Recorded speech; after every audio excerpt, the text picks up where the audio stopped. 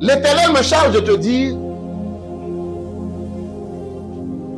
quitte et va à ta terre de promesse. Amen. Va-t'en de ton pays, de ta patrie, de la maison de ton père, dans le pays où je te montrerai. Alléluia. Abraham reçoit une instruction. C'est la première phase.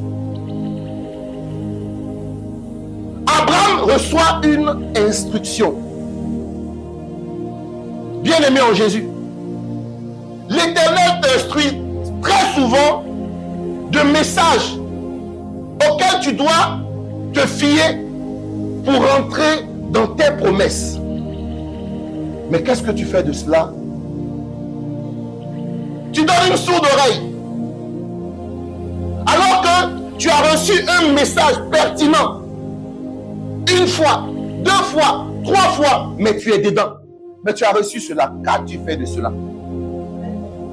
Vous recevez des instructions. Mais est-ce que vous obéissez à ces instructions?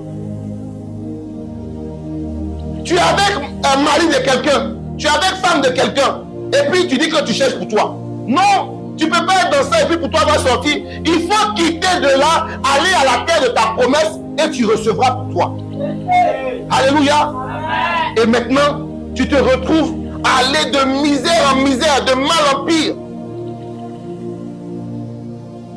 Il y a d'aucuns même qui se complaisent dans cette situation. Alléluia. Parce que quand on te dit la vérité, ça te dérange. Pourquoi ça te dérange? Parce que ça va à l'encontre de ton charnel. Tu ne veux qu'assouvir tes désirs charnels. Alléluia. Et te voilà maltraité. Te voilà diminué. Te voilà piétiné. Mais tu es dedans. Abraham partit comme l'Éternel le lui avait dit. Tu as reçu ses instructions. Alléluia. Amen.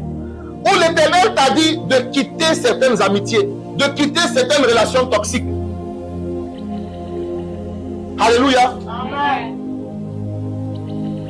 Quand l'Éternel te met cela à instruction, il faut obéir automatiquement. Il faut mettre cela à exécution automatiquement. Parce que cela, il va de ton bien, de ton bonheur. Amen. Abraham a obéi. Il a mis les paroles de Dieu à exécution. Alléluia. C'est pourquoi il a dit, Abraham partit comme l'Éternel le lui avait dit. Aujourd'hui, si tu entends cette instruction, le père de la foi, celui que l'Éternel a appelé après Abraham, père d'une multitude, et il dit de ce dernier qu'il est son ami. Je vous disais une fois, pour avoir la puissance spirituelle, pour dominer spirituellement, il faut obéir à la voix de l'Éternel. Et là, on va passer maintenant à la deuxième phase. Alléluia. Premièrement, l'Éternel va t'instruire de quelques recommandations. Et à la deuxième phase, ce que tu as reçu là, tu dois le faire. Ce que tu as reçu là, tu dois le mettre en pratique. Sans cela, ta situation sera toujours la même.